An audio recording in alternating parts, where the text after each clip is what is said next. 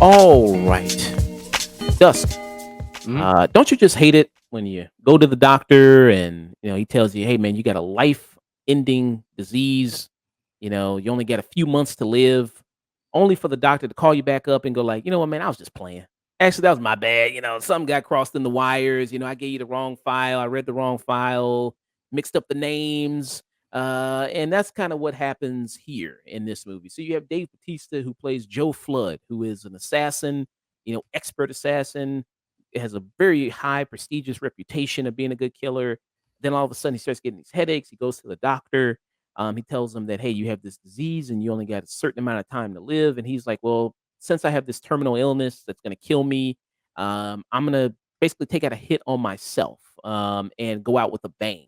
So I'm going to basically contract all these killers to come after me.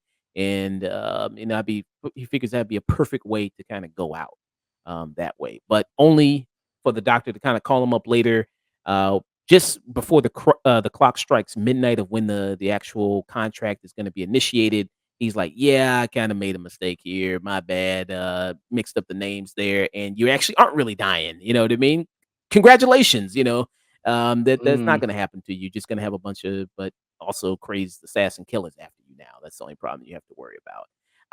And people kind of with him through this kind of journey here. He has a love interest in this movie played by Sophia Butella. People know probably Sophia Butella. She was just in the Zack Snyder movies, Rebel Moon and such. Unfortunately. Yes, unfortunately for her, she was also the woman with the bent back paper clips for legs in the Kingsman movies there. Fortunately.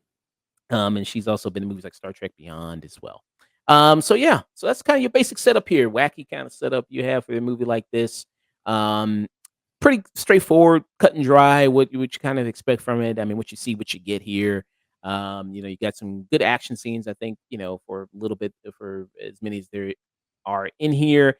It follows your traditional assassin stuff. If you've seen enough assassin movies, there, like each assassin that he kind of comes across, it's almost like a video game. Each one has their own little thing, their own little kind of gimmick.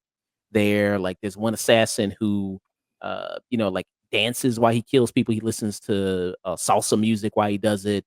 There's one assassin that I think you saw it in the trailer there as well. A group of Asian assassins that wear jumpsuits, track jumpsuits, and everything. There, they work in coordination with each other.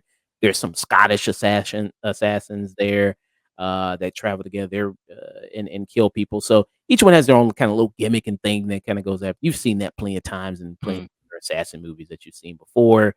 Um, Dave Bautista in this, who we've seen, he's really, I think, one of the best wrestler turned actors I think we've seen there. It's funny how he just kind of came out of nowhere, kind of leapfrog Rock, kind of leapfrog, even I think a little bit John Cena. I think the only other person that's really competing with him as far as being the best wrestler turned actor, probably John Cena. I think what he's done, a lot of his stuff there. Yeah. Uh, The variety as well. I think they all start out with the action motif and then they kind of work their way up. But unlike a few others, he's been able to kind of transcend it a bit and trying to move on. I think John Cena is also in that field now. Where it's like I kind of want to do. I've been doing other things now. I can do drama. I can do other stuff. mm. Uh, Considering where John Cena came from, though, it's far more impressive because he was in the Marine, and that's one of the worst. Like he cannot you just could not act in that one. That was really early on, but, I mean, the same thing with The Rock, but unlike the, other 2, The Rock is kind of remained the same. He Mhm. doesn't really do drama, he doesn't really do much else. Yeah. And I hope The Rock, I think he's gonna be in the new Safdie Brothers movie. Mhm. I forgot the name of it, but he's gonna be playing, I think the person's name is Mark Johnson, I wanna say. And I think that'll be a real great career defining role for him if it turns out, if it's really good. I think that'll really be a career defining role. Yeah, I hope so. Yeah, and The Rock, I mean, I think he can. I think he's got the potential. I mean, he was very great in Pain and Gain. I loved him in that movie, Pain and Gain. That's probably his most the most variety he's given in a role. Yeah. So I really liked him in that. And Dave Bautista, like I say, he's got great variety there. He's been in things like Dune, which he kind of showed that off in, Knock at the Cabin. He showed that off. And yeah, like I say, so he's got a good, portfolio resume there of kind of these different kind of movies. not just the Marvel stuff there, but also, things like he was in the Ryan Johnson film, Glass Onion and such. So, yeah, he really mixes it up and tries kind of different things there, which I really do appreciate. This one in the role of Joe Flood, it seems like he's kind of, I don't know, sleepwalking through it a little bit. I don't Mm. really feel as much charisma or energy from him in this movie as I've seen from him in other films there, which is a shame. It really, I mean, the tension there of, all these assassins kinda coming at him really is not there because he just dispatches with these people pretty quickly. It's not even Aw. really, it's not it's not really like that There's no exciting. tenseness? Not really. I mean, and I know people say, like, with something like John Wick, I mean, he kinda does the same thing where he kinda kills a bunch of But he the gets assassins. hit and hurt. He does, he gets hit and hurt, and he gets knocked down, but here it's just like, I mean, I'm trying to think, like, does he even really barely get touched in this? Dave Bautista, I'm trying to think if he really even gets hit or punched hard or knocked down too much. I was like, not really. Like, he dispatches people pretty quickly in this, with Mm. fairly much ease.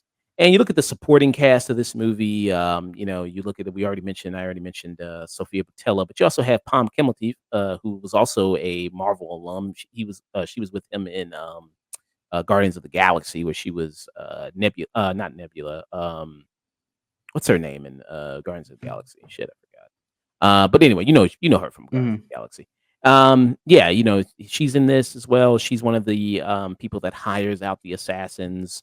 And then you also have Terry Crews is in this, who kinda like his whole thing is like he's almost feels like a throwback to like a '70s type, blaxploitation character there. That if they ever kinda maybe if they maybe did a spinoff there, maybe be interested to see a spinoff with his character. It's kinda coming close a little to caricature there, but I think maybe that's the point of it a little bit.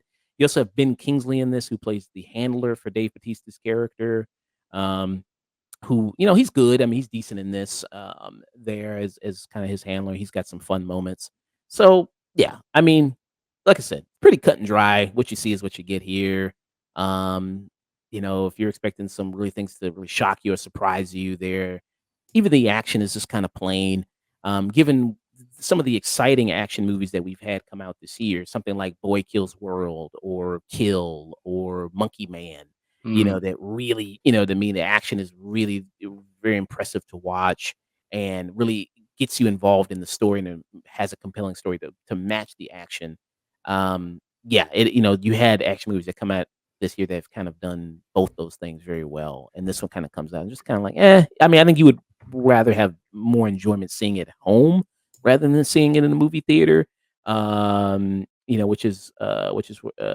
I think it's probably best suited. So for that reason, I think I would give it kind of just a plain stream it there. Mm. I can't really give it anything higher than that. So yeah, just a plain stream it for the Game there. It is in theaters right now. If people want to check it out there for the time being. Um, yeah. So that's my thoughts on that. That's Uh, unfortunate. any questions at all there, Dustin? Uh, does Sophia Boutella do anything in this movie other than being a love Uh, interest? Does she kick some ass too? she kicks one dude in the face. I mean, here Okay. she's able to because the movie. I mean, they get introduced because he's carrying out a hit at a ballet performance. Mm. So she's actually able to because she was a dancer before she became an actor. So she's able to incorporate that into the role there.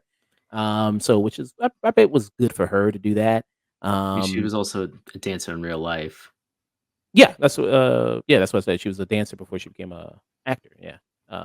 Yeah, so yeah, she was a dancer in, real life there, yeah. Um, Well, that's and yeah, nice.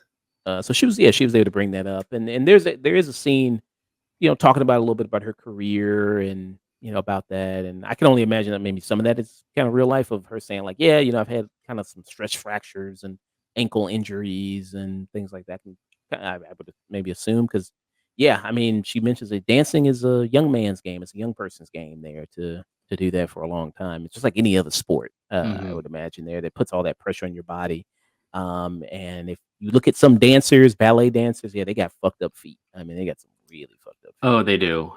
That's an they don't really talk about it, but it's a if you're really getting into dancing or any type of sport, it shit gets real. They just tell you up front, like, okay, this is basically what you're.